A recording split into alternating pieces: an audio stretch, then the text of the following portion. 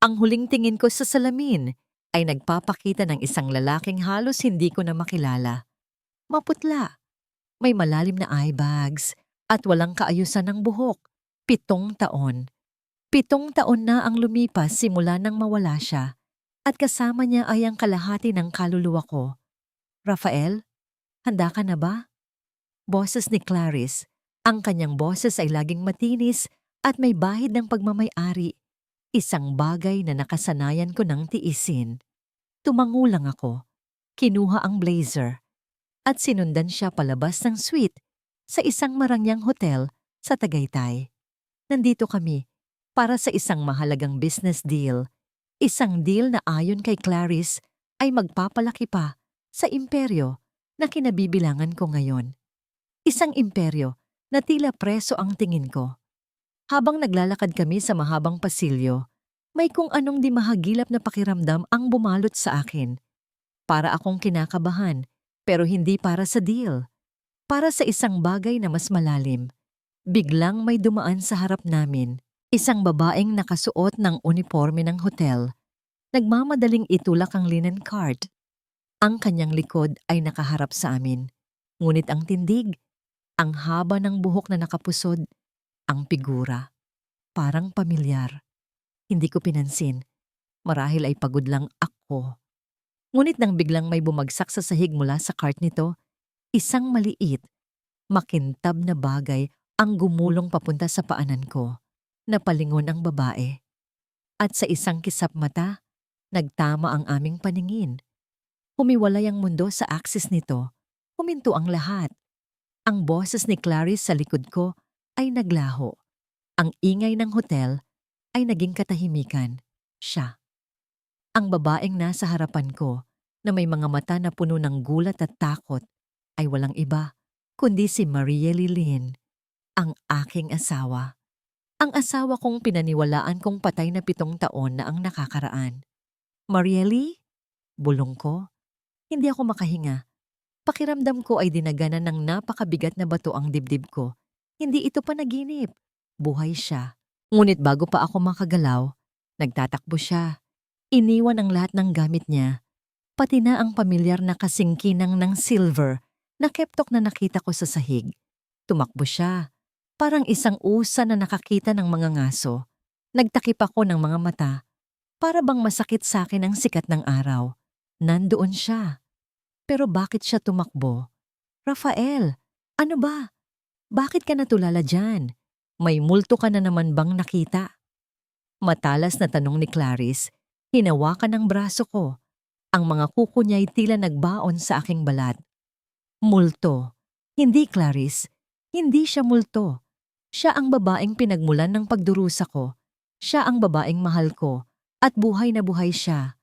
Pero bakit tila ba ako ang kanyang kinatatakutan? Naramdaman ko ang paglamig ng aking mga kamay. Ang pagbilis ng tibok ng puso ko. Hindi ko alam kung saan siya nagpunta, kung bakit niya ako iniwan, at kung bakit niya inilayo ang sarili niya sa akin ng napakatagal. Ngunit may isang bagay akong sigurado. Hindi na ako muling titigil hanggat hindi ko nalalaman ang buong katotohanan. Yumuko ako at pinulot ang keptok. Ito ang keptok na ibinigay ko sa kanya noong bago pa kami ikasal. Ang aking mga daliri ay dahan-dahang hinaplos ang maliit na inukit na mga letras sa metal. R&M. Rafael at Mariely. Nagtago ako sa maliit na silid-imbakan ng linen. Ang dibdib ko ay humihingal sa bilis ng takbo. Ang bawat tibok ng puso ko ay tila tambol na nagpaparinig ng panganib. Si Rafael, buhay siya. At nakita niya ako. Kung paano, hindi ko alam. Ngunit ang takot na matagal kong inilibing ay biglang muling nabuhay, mas matindi pa kaysa dati. Kinailangan kong lumayo. Agad. Para sa kanila. Kinuha ko ang cellphone ko. Ang mga daliri ko ay nanginginig habang nagdadial sa numero ni Nanay Bebang, ang matandang kumupkop sa amin sa Batangas. Nanay, ako po ito. Mariely, kailangan po nating lumipat. Nakita niya ako. Malapit na siya. Ang boses ko ay halos pabulong lang. Halos hindi maintindihan. Narinig ko ang pag-aalala sa boses ni Nanay Bebang. Marieli, kalma. Anong nangyari? Sino ang nakakita sa'yo? Si Rafael, Nanay. Nakita niya ako sa hotel. Babalikan niya kami. Kailangan nating umalis. Ngayon na. Paliwanag ko at nagsimula ng mangilid ang luha sa mga mata ko. Hindi ko pwedeng hayaan. Hindi ko hahayaang maulit ang nakaraan. Matapos ang tawag, nagmamadali akong mag-empake. Ang bawat gamit, bawat laruan ng mga anak ko ay maingat kong inilagay sa maleta. Hindi pa alam ng mga bata ang tungkol sa tunay na nangyari. Para sa kanila, ang kanilang Papa Rafael ay isang bayani sa mga litrato, isang alaala na naninirahan sa langit. Hindi ko kayang ipaliwanag na ang bayani nila ay sinubukan akong ipagkanulo.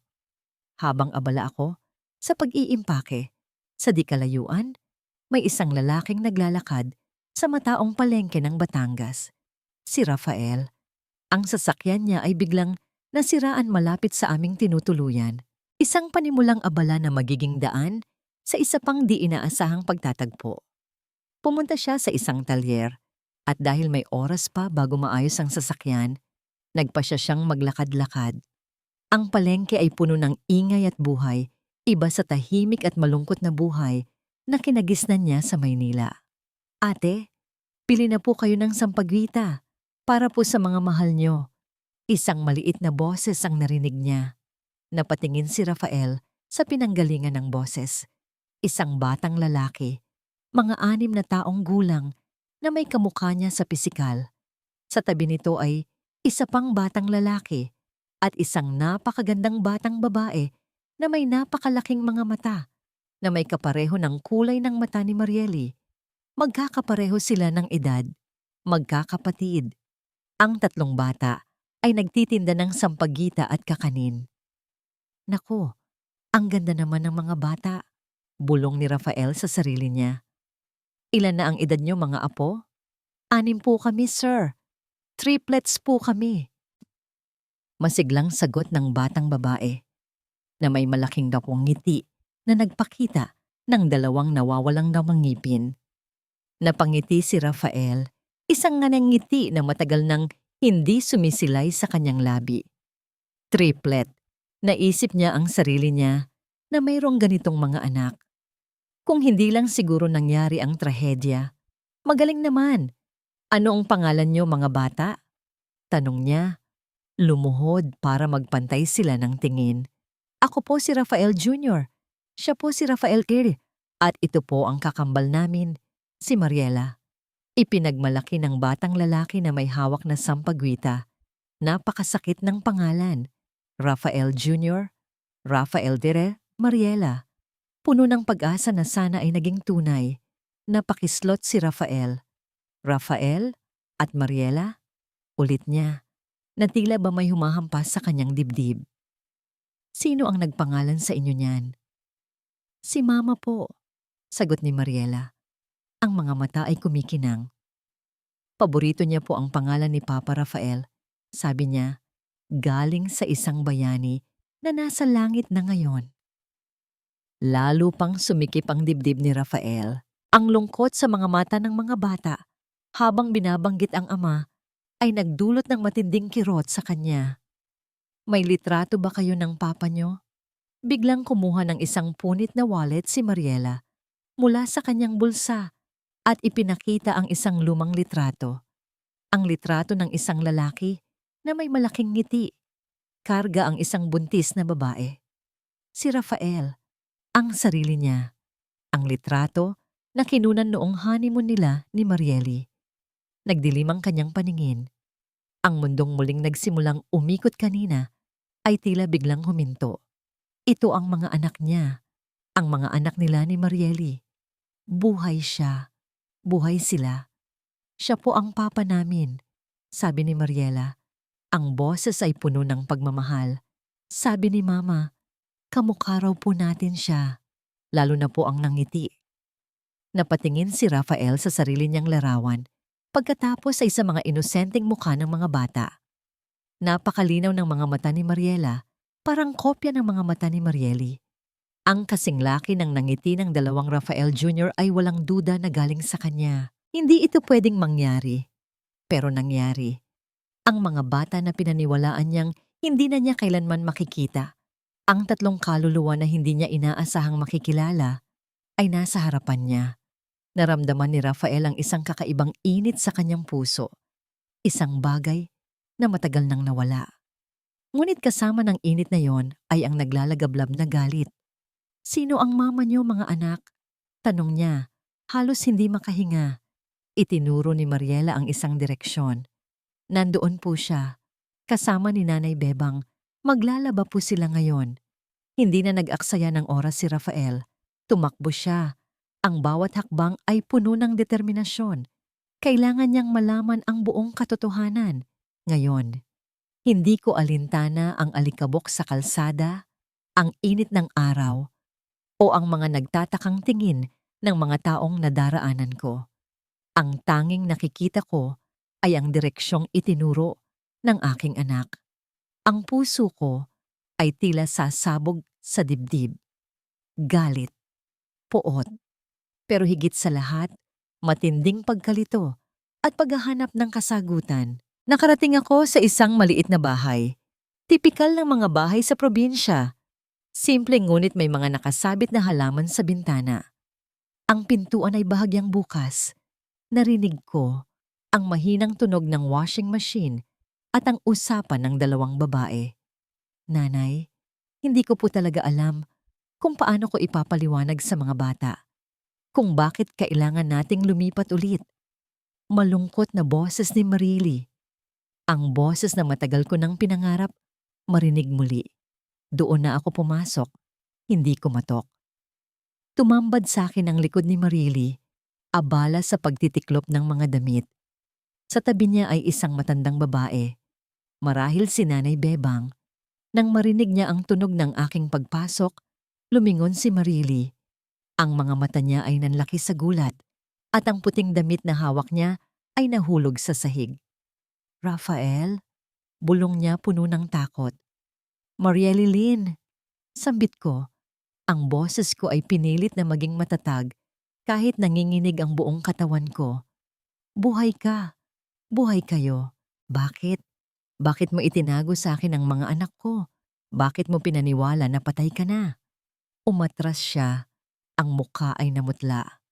Wala kang karapatan. Lumayo ka sa amin." "Wala akong karapatan?" Sumigaw ako. Lumalapit sa kanya. "Ako? Ako ang walang karapatan? Mariely, pinaniwalaan kong patay ka. Ginugol ko ang 7 taon ng buhay ko sa pagdurusa, sa pagpapatawad sa sarili ko sa isang kasalanang hindi ko ginawa.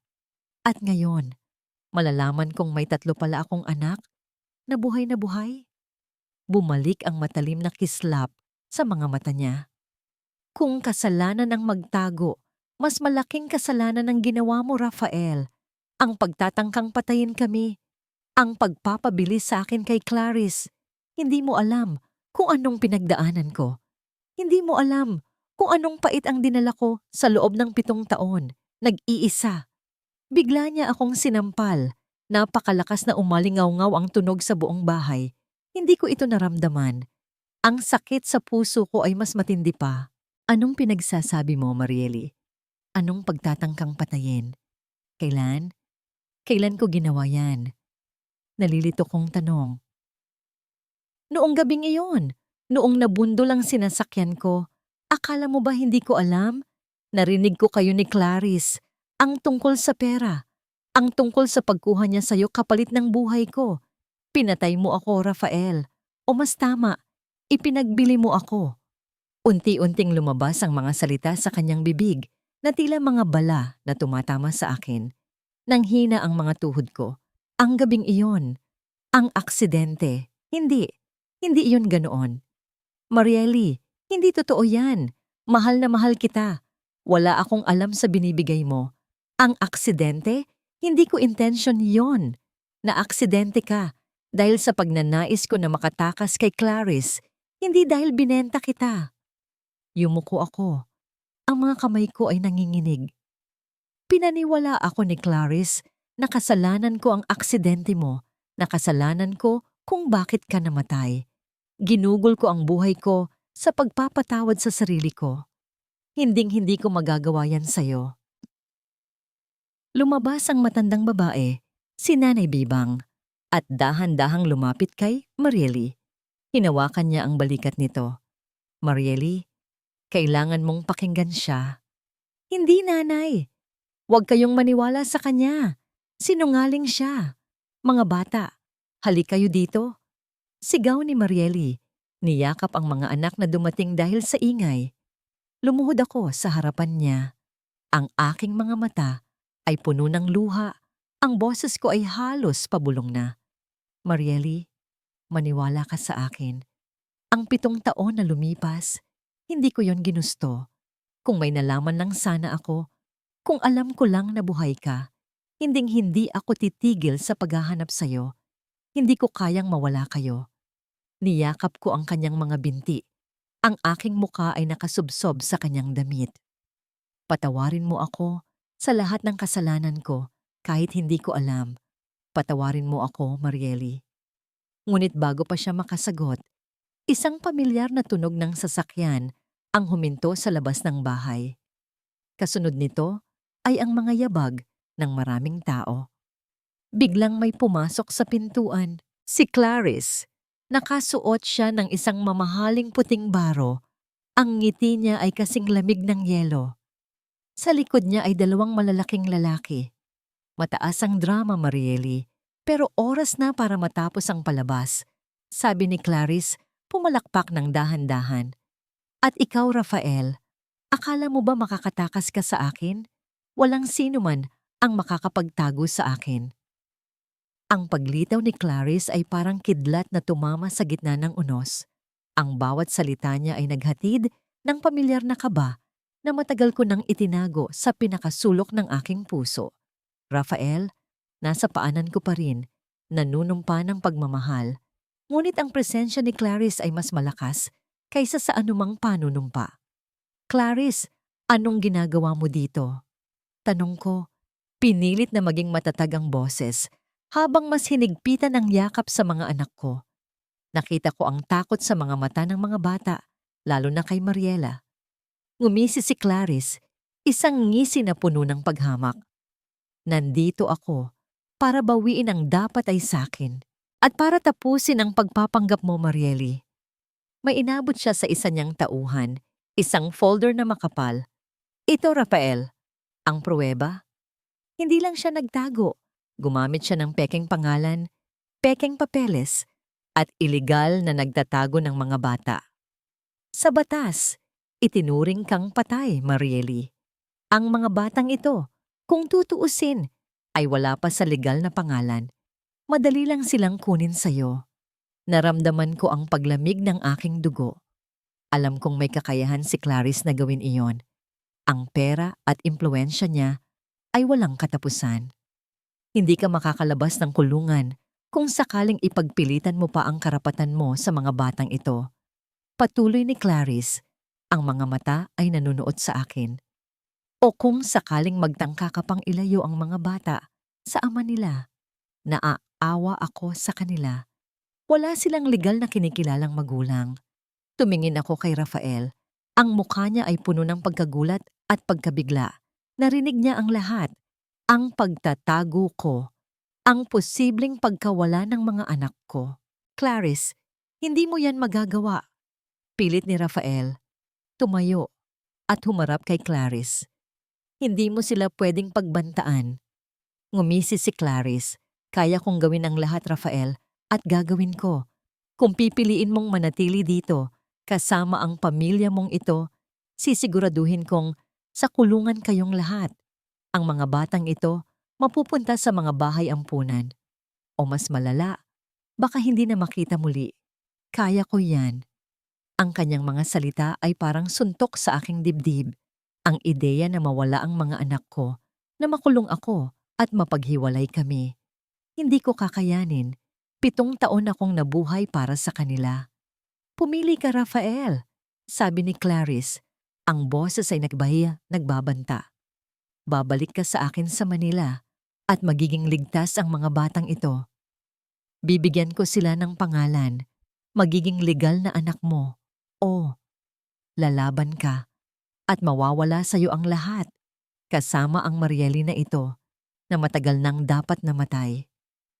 Tumingin ako kay Rafael. Ang mga mata ko ay puno ng luha. Nakita ko ang sakit sa kanyang mga mata, ang pagkabigo. Pero nakita ko rin ang paghahanap ng solusyon. Rafael, huwag kang pumayag. Pakiusap ko. Ngunit ang isip ko ay tumatakbo na. Naghahanap ng paraan para mailigtas ang mga anak ko. Lumapit sa akin si Clarice. Bumulong. Kung mahal mo ang mga anak mo, itulak mo siya palayo. Ipakita mo sa kanya na hindi mo siya kailangan. Iyan lang ang paraan para mailigtas sila. Ang aking puso ay tila nadurog. Ngunit alam kong wala akong ibang pagpipilian. Ang buhay ng mga anak ko ang nakataya. Inilayo ko ang sarili ko kay Rafa. Ang aking mga kamay ay nanginginig. Umalis ka na, Rafael, sabi ko. Pinilit na maging malamig ang boses. Wala ka nang dapat gawin dito. Hindi kita kailangan. Nagawa kong buhay ng mga anak ko nang wala ka. Ang sakit sa kanyang mga mata ay halos hindi ko kayang tingnan. Alam kong sinasaktan ko siya, ngunit mas masakit para sa akin ang isipin na mawala ang mga anak ko. Marieli, anong sinasabi mo? Tanong niya, hindi makapaniwala. Ang sabi ko, umalis ka na. Sigaw ko. Ang mga luha ay nagsisimula ng bumuhos. Ayaw na kitang makita. Simula nang umalis ka, ayaw na kitang balikan. Ang mukha ni Rafael ay nagbago. Mula sa pagkabigla na puno ito ng galit at sakit, tumalikod siya. Ang kanyang balikat ay bumaba. Isang senyales ng pagkatalo. Mabuti, sabi ni Clarice ngumiti. Tara na, Rafael. Marami pa tayong gagawin sa Manila. Naglakad papalabas si Rafael. Ang bawat hakbang niya ay parang tumatapak sa puso ko. Sinusundan ko siya ng tingin hanggang sa tuluyan siyang sumakay sa sasakyan ni Clarice. Naglaho ang kotse. Naiwan ako sa loob ng bahay umiiyak. Yakap ang 3 anak ko na hindi maintindihan ang nangyari. Napaupo ako sa sahig. Ang aking mga luha ay nagpatuloy sa pagbuhos. Ngunit habang umiiyak ako, may isang bahagi ng aking puso ang nagtatago ng kakaibang pakiramdam. Isang hinala. Bakit tila nagdadalawang isip si Rafael habang sumasakay sa kotse? Samantala, sa loob ng sasakyan ni Clarice, habang papalayo sa Batangas, palihim na hinawakan ni Rafael ang kanyang cellphone. Sa ilalim ng tingin ni Clarice, nagawa niyang mabilis na mag-type ng isang mensahe at ipadala ito. Bumalik ako sa Maynila, ngunit hindi ang dating Rafael na sunod-sunuran kay Clarice. Ang galit sa aking dibdib ay nagiging matinding determinasyon. Kailangan kong malaman ang katotohanan. Ang bawat salita ni Marieli, bawat tingin ng takot sa kanyang mga mata, ay nagpapatunay na may mas malalim pa sa likod ng lahat. Sa loob ng mansyon ni Clarice, halos hindi ako makatulog. Ang isip ko ay puno ng mga tanong. Bakit niya ako sinampal? Bakit niya ako sinisi sa aksidente? May alam ba siya na hindi ko alam? Ang mga anak ko, ang mga inosenteng mukha ng mga Pael Jr. at Mariela. Hindi ko sila pwedeng pabayaan. Nagpasya akong kumilos ng palihim. Ang unang hakbang ay kailangan kong makalapit sa mga gamit ni Clarice, lalo na sa kanyang opisina. Alam kong doon niya itinatago ang lahat ng kanyang mga lihim. Kinabukasan, sa hapunan, sinubukan kong maging normal, kahit na ang bawat pagkain ay tila hindi ko malunok. Nagsalita ako kay Clarice tungkol sa business deal. Pinuri ang kanyang husay. Rafael, alam kong nahihirapan ka pa rin sa nangyari kanina, pero kailangan mong tanggapin. Ang babaeng yon ay hindi nakarapat-dapat sa'yo. Sabi ni Clarice, ang kanyang boses ay tila nagpapatahimik, ngunit nararamdaman ko ang pagtatago ng tunay niyang intensyon. Ngumiti ako. Isang pilit na ngiti. Tama ka. Kailangan ko nang kalimutan ang lahat. Kaya nga, gusto ko sanang mag-celebrate tayo para sa bagong simula natin. Nakita ko ang kislap sa mga mata ni Clarice. Ito ang pagkakataon ko. May dala akong masarap na wine galing pa sa Italy. Sabi ko, kinuha ang isang bote ng wine at 2 baso. Inasikaso ko ang pagbubuhos, ngunit palihim kong inihulog ang ilang patak ng sleeping pills na nakuha ko sa aking gamit. Sa baso ni Clarice, nag-toast kami. Para sa ating bagong simula, sabi ko, at uminom. Pilit ko ring ininom ang sarili kong wine, kahit papuno ng kaba ang dibdib ko. Hindi nagtagal, naramdaman ni Clarice ang antok. Inaantok na yata ako, Rafael. Napagod ako sa araw na ito. Pahinga ka na, Clarice, sabi ko. Sinamahan siya sa kanyang kwarto. Matapos niyang makatulog ng mahimbing, dahan-dahan akong lumabas ng kwarto at nagtungo sa kanyang opisina. Ang opisina ni Clarice ay napakalaki at puno ng mamahaling kagamitan. Alam kong mayroong isang safe dito, ngunit hindi ko alam ang code. Sinimulan kong halughugin ang lahat ng drawer, bawat libro, bawat sulok. Nanginginig ang aking mga kamay. Bawat segundo ay mahalaga. Hanggang sa makita ko ang isang maliit na larawan sa likod ng isang painting. Larawan namin ni Marieli noong high school. Sa likod nito may nakasulat na mga numero. Ito marahil ang code. Dahan-dahan kong inilagay ang mga numero sa safe. Isang click. Nagbukas ito. Doon, nakita ko ang lahat. Isang makapal na folder. May label na Marily Lynn, Secret Files. Kinuha ko ito. Ang mga kamay ko ay nanginginig. Ang death certificate. Pekeng-peke. May mga nakalakip na report ng aksidente, ngunit ang mga detalye ay iba sa naalala ko. May mga bank transfer sa isang doktor at isang pulis. At doon, sa pinakaloob, ay ang mga kopya ng mga sulat. Mga sulat ni Marieli para sa akin. Mga sulat na hindi kailanman nakarating sa akin. Rafael, buhay ako. Nakatakas ako. May kambal tayo. Huwag kang maniniwala kay Clarice. Ang mga luha ko ay naglandas sa aking pisngi. Ang sakit, ang galit, ang pagtatago. Lahat ay naging malinaw. Si Clarice, ang lahat ay gawa niya. Bigla akong nakarinig ng tunog. May naglalakad sa labas ng opisina. Anong ginagawa mo, Rafael? Ang boses ni Clarice. Gumising siya. Dali-dali kong iniligpit ang mga dokumento. Ngunit nahulog sa sahig ang isa sa mga sulat ni Marieli. Mabilis akong lumabas ng opisina. Dala ang folder. Nakita kong nakatayo si Clarice sa pintuan ng kanyang kwarto. Ang kanyang mga mata ay matalim, puno ng galit. Rafael, anong dala mo?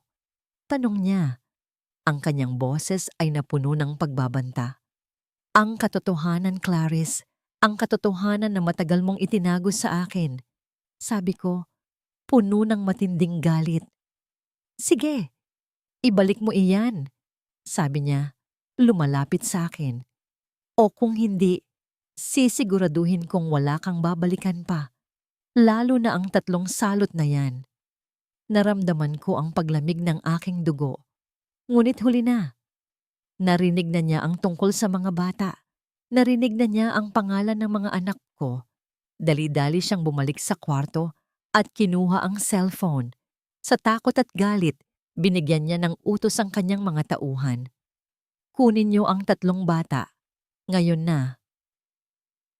Ang pag-alis ni Rafael kasama si Clarice ay nag-iwan ng malaking sugat sa aking puso. Naramdaman ko ang pagtataksil, ang sakit ng muling pag-iisa.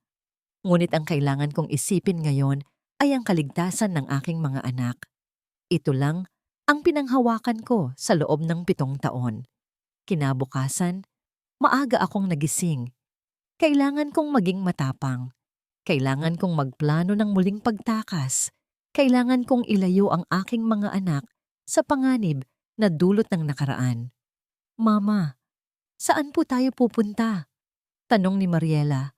Ang kanyang mga mata ay nagtataka. Niyakap ko siya ng mahigpit. Sa isang lugar na mas ligtas, anak, kung saan walang makakahanap sa atin.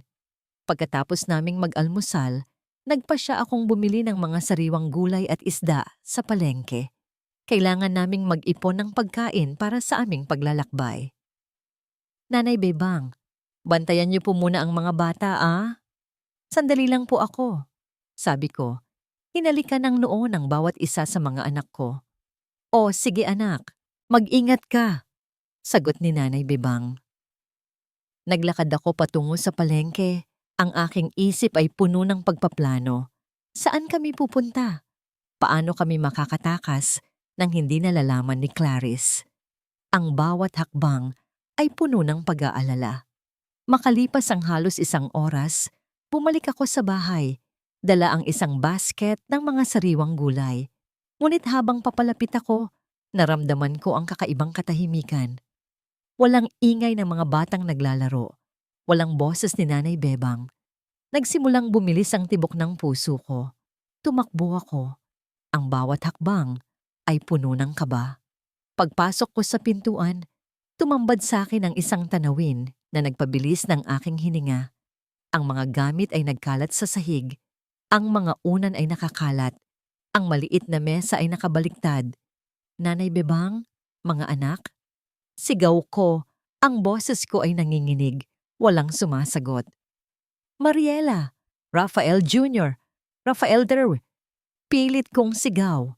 Ang aking puso ay tila sasabog. Nakita ko si Nanay Bebang. Nakaupo sa sulok, umiiyak, at nakayakap sa kanyang sarili.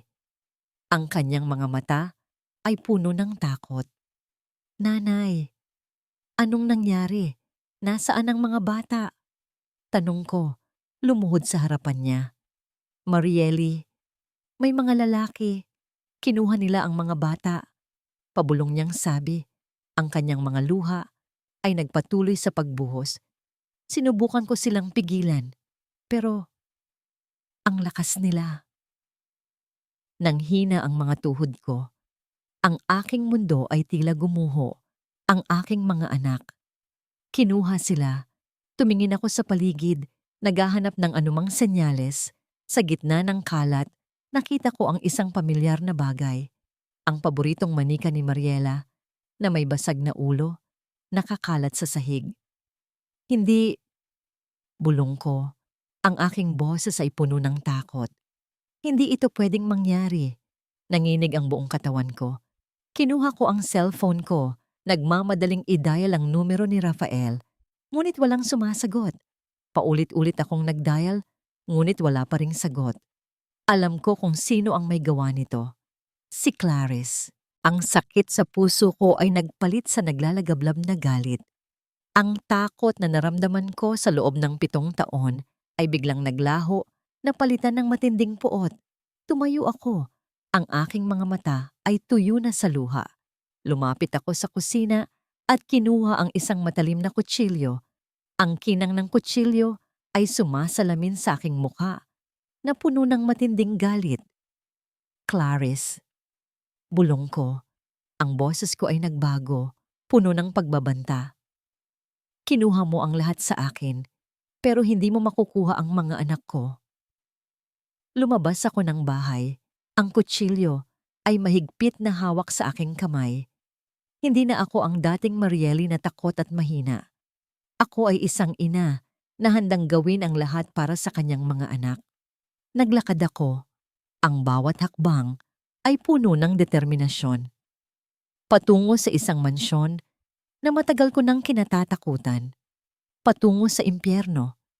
Matapos kong makita ang mga dokumento sa opisina ni Clarice at marinig ang kanyang utos na kunin ang mga bata, nagdilim ang aking paningin. Nagkaroon kami ng maikling pagtatalo, ngunit ang mga tauhan niya ay mabilis na nakapalibot sa akin. Sinubukan kong lumaban, ngunit mas marami sila. Bitawan niyo ako. Nasaan ang mga anak ko? Sigaw ko, ngunit wala silang imik. Tinali nila ako sa isang upuan sa loob ng kwarto ni Clarice. Ang aking cellphone ay kinuha. Ang aking mga kamay ay mahigpit na nakatali. At ang aking bibig ay natakpan ng tape. Wala akong magawa, kundi magsiklab sa galit at pag-aalala. Narinig ko ang sasakyan ni Clarice na umalis. Alam kong pupunta siya sa Batangas. Alam kong kukunin niya ang mga bata. Kailangan kong makatakas. Kailangan kong iligtas ang aking pamilya. Pinilit kong gumalaw, umiling, at sinubukan kong kalasin ang mga tali. Ang bawat paggalaw ay nagdudulot ng sakit, ngunit mas matindi ang sakit na nararamdaman ko sa aking puso. Sa gitna ng aking pagpupumiglas, mayroong humampas sa pintuan. Napalingon ako, ang aking mga mata ay puno ng pag-asa. Biglang bumukas ang pintuan at doon nakita ko ang isa sa mga tauhan ni Clarice. "Sir, may sumugod na babae sa labas. Mukhang galit na galit." Naramdaman ko ang kaba. Si Marieli. Dumating siya. "Anong sinasabi mo?" Tanong ng tauhan ni Clarice. Lumabas upang tingnan. Ito ang pagkakataon ko. Buong lakas akong gumalaw. Sinubukan kong kalasin ang mga tali. Ang mga kamay ko ay halos mawalan na ng pakiramdam, ngunit hindi ako sumuko. Sa labas narinig ko ang sigawan. "Bitawan niyo ako. Nasaan ang mga anak ko?" Boses ni Marieli. Biglang may pumasok sa kwarto, isang lalaking nagmamadali. "Sir, gulo sa labas. Ang babaeng yon, nilalabanan ng mga kasama natin." "Mga gago, pigilan niyo siya." Sigaw ng isang tauhan. Sa gitna ng kaguluhan, nagawa kong kalasin ang tali sa aking kamay. Dali-dali kong tinanggal ang tape sa aking bibig at pinunit ang mga tali sa aking mga paa. Lumabas ako ng kwarto, ang aking puso ay bumibilis. Nakita ko si Marieli. Hawak ang kutsilyo, nilalabanan ang dalawang tauhan ni Clarice. Ang kanyang mga mata ay naglalagablab sa galit. "Marieli, tumigil ka!" Sigaw ko, tumakbo papalapit sa kanya. Napalingon siya sa akin, ang kanyang mga mata ay puno pa rin ng galit. Ngunit nakita ko rin ang kaunting pagtataka. "Rafael?" Bulong niya. "Bitawan mo yan, Marieli. Mag-usap tayo," sabi ko. "Wala nang pag-uusap, Rafael. Kinuha nila ang mga anak ko." "Hindi ko sila papayagan," sigaw niya at muling lumaban sa mga tauhan. "Hayaan niyo siya," sigaw ko sa mga tauhan. Ngunit huli na. Narinig ko ang tunog ng helicopter, ang helicopter ni Clarice. Tumingin kami ni Marieli sa itaas. Nakita namin si Clarice, hawak ang isang bata, papunta sa helicopter. Ang dalawang bata ay umiiyak, hawak ng kanyang mga tauhan, at papunta rin sa helicopter. "Ang mga anak ko!" Sigaw ni Marieli, tumakbo papalapit sa helicopter. "Clarice, bitawan mo ang mga bata!" Sigaw ko, sumunod kay Marieli. Sinubukan naming abutan ng helicopter, ngunit nagsisimula na itong umangat. "Hindi niyo sila makukuha. Sa akin sila!" Sigaw ni Clarice, tumatawa ng masama. Biglang lumundag si Marieli. Sinubukan niyang hawakan ang paa ng helicopter, ngunit masyadong mataas. "Marieli, wag!" Sigaw ko. Hinatak siya pabalik. "Clarice, hindi mo yan magagawa." Sigaw ko, puno ng matinding galit, ngunit huli na. Lumipad ang helicopter, dala ang tatlong anak namin, ang aming mga anak. Naramdaman ko ang pagkawala ng pag-asa, ngunit biglang may sumigaw mula sa loob ng helicopter. "Mama! Papa!" Isang maliit na kamay ang nakalabas mula sa bintana ng helicopter. Si Mariela. Inihagis niya ang isang maliit na laruan. Ang manika na basag ang ulo. Ang manika ay nahulog sa lupa, malapit sa paanan ni Marieli. At doon, naglabasan ng mga pulis. Ang tawag ng pribadong investigador na ipinadala ko. Nakita ko ang mukha ni Clarice sa loob ng helicopter. Ang kanyang nangiti ay naglaho, napalitan ng gulat. "Clarice, hindi ka makakatakas sa batas!" Sigaw ng isang pulis. Ngunit huli na. Ang helicopter ay lumilipad na papalayo. Ang mga anak namin. Tumingin ako kay Marieli. Ang kanyang mukha ay puno ng matinding kalungkutan.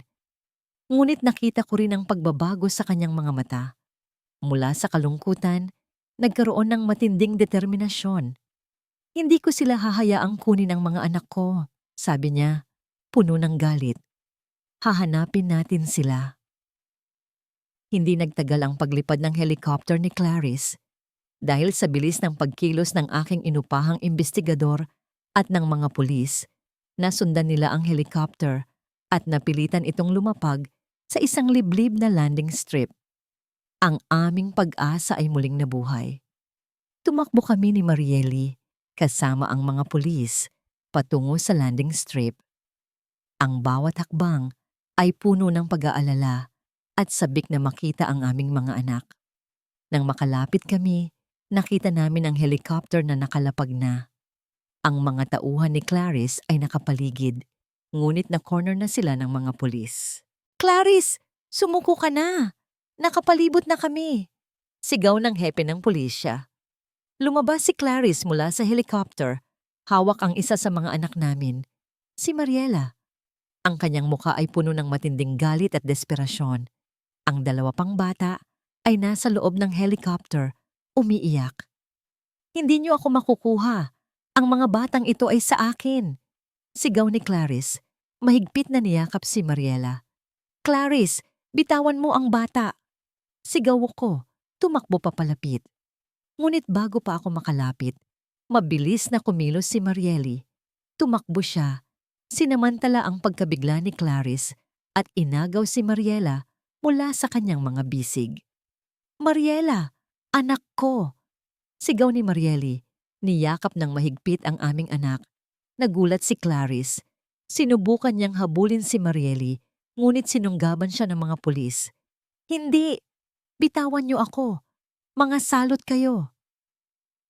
Sigaw ni Clarice nagpupumiglas. Ang mga pulis ay mabilis na kinapkapan si Clarice at kinumpiska ang lahat ng kanyang mga dokumento. Doon nakita nila ang pekeng death certificate ni Marieli, ang mga resibo ng pagbabayad sa mga doktor at pulis, at ang iba pang mga ebidensya ng kanyang pagmamanipula.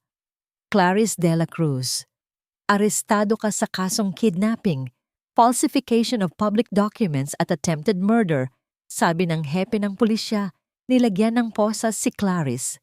Ang kanyang mukha ay puno ng pagkabigo at galit. Tumingin siya sa akin. Ang kanyang mga mata ay nagbabanta. Ngunit sa tingin kong iyon, nakita ko ang kanyang pagkasira. "Rafael, hindi mo dapat ginawa ito." Sigaw niya. "Sa akin ka. Binili kita." Lumapit ako sa kanya. Ang aking mukha ay puno ng matinding galit, ngunit may bahid din ng awa. "Hindi kita binili, Clarice, at hinding-hindi ako magiging pag-aari mo.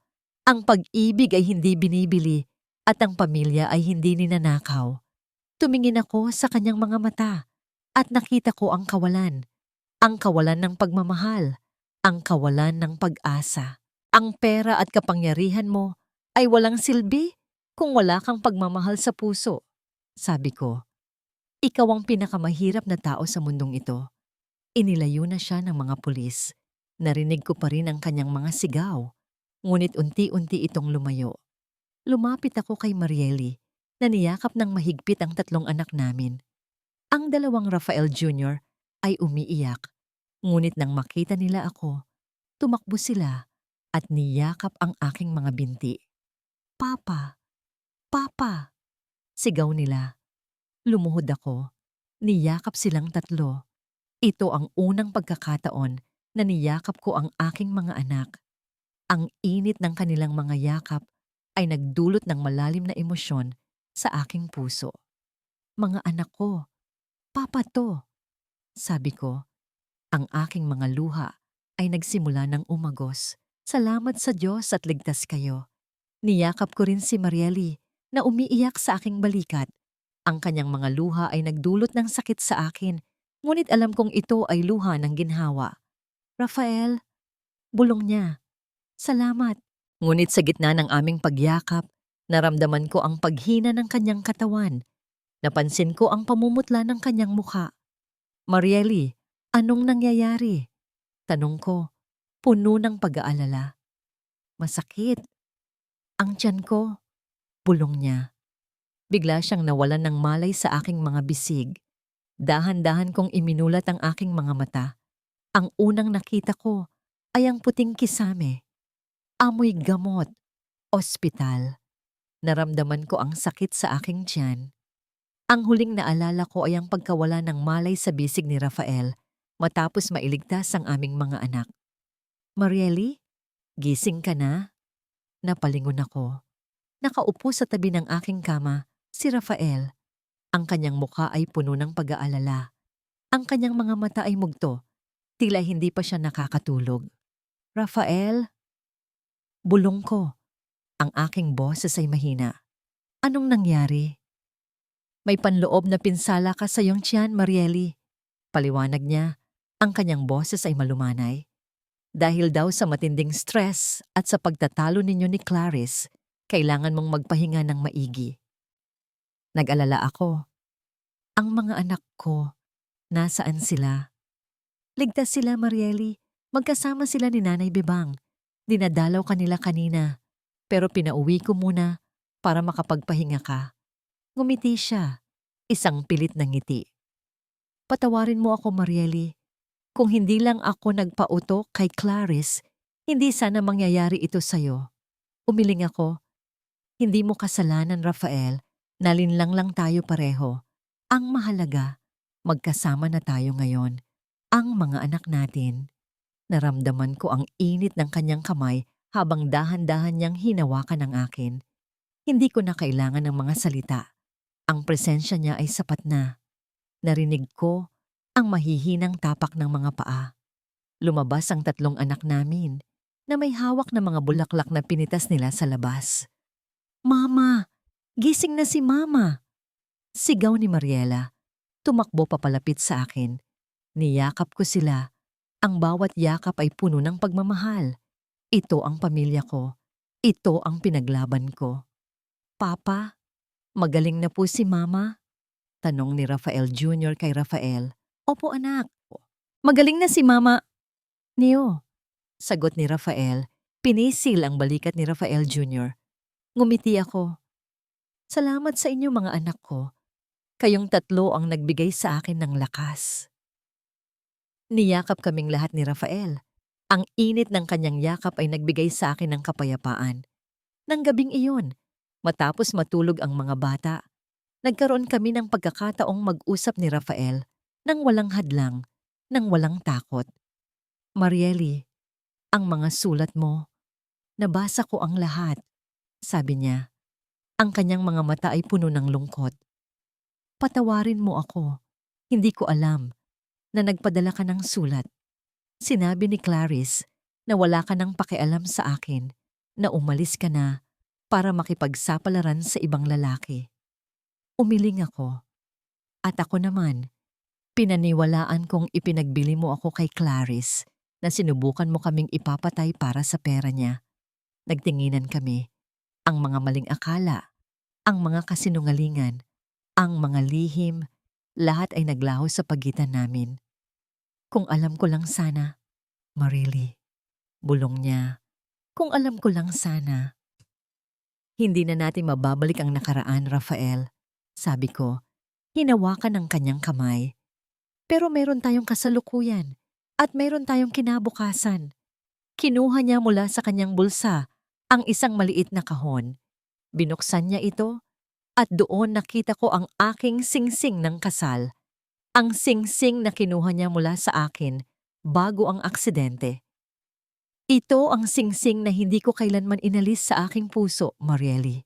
Sabi niya, ang kanyang boses ay puno ng emosyon. Maari mo ba akong pakasalan muli? Maari ba nating simulan muli ang lahat? Ang aking mga mata ay puno ng luha. Matagal akong naghintay sa sandaling ito. Oo, Rafael, oo. Isinuot niya sa aking daliri ang singsing. Ang metal ay malamig, ngunit ang pakiramdam ay mainit. Isang simula, isang pangalawang pagkakataon.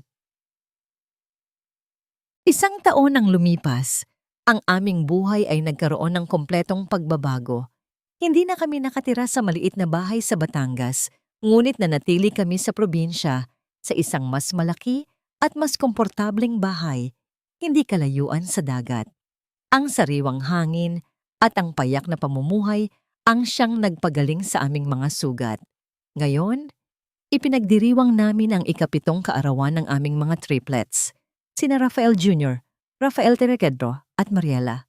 Ang bahay ay puno ng tawanan at ingay ng mga bata at ng aming mga kapitbahay na itinuring na namin bilang pamilya. Papa, tingnan mo po ang regalo ko. Sigaw ni Rafael Jr. Ipinapakita ang bago niyang robot. Magaling anak, salamat sa Diyos at malaki na kayo. Sabi ko, niyakap siya. Nakita ko si Marieli na may ngiti sa kanyang labi habang pinapanood ang mga bata na naglalaro. Ang kanyang muka ay puno ng kapayapaan, iba sa Marieli na nakita ko 7 taon na ang nakakaraan. Ang kanyang mga mata ay kumikinang sa kaligayahan. Lumapit ako sa kanya at niyakap siya mula sa likod. Masaya ka ba, mahal ko? Napakasaya, Rafael. Bulong niya. Sumandal sa aking balikat. Hindi ko akalain na mangyayari pa ito sa atin. Akala ko, habang buhay na akong magtatago.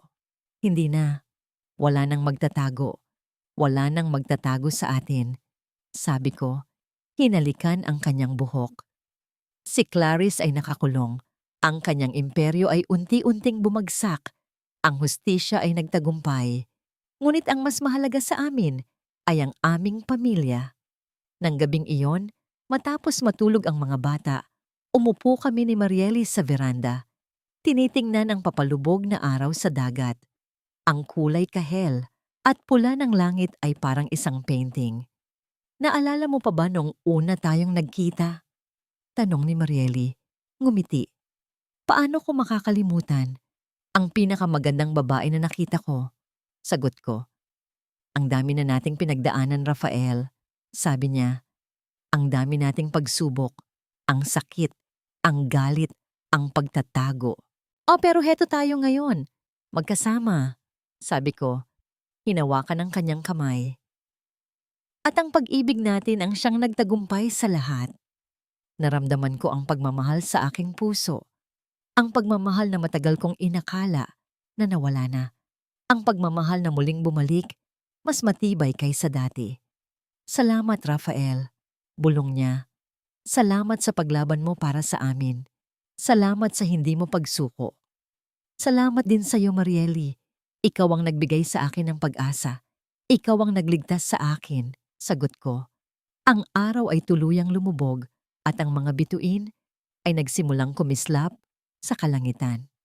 Ang mga anak natin ay parang mga bituin, sabi ni Marieli.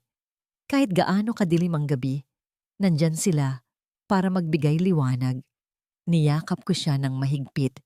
Ito ang aming bagong simula. Isang simula na puno ng pag-ibig, pagpapatawad at pag-asa. Walang pagmamahal na kayang takpan ng kasinungalingan at walang pamilya na kayang sirain ng galit. Ang pag-ibig ang siyang nagwawagi sa huli. Isang linggo matapos ang kaarawan, isang liham ang dumating sa bahay ni Rafael at Marieli. Galing ito kay Clarice.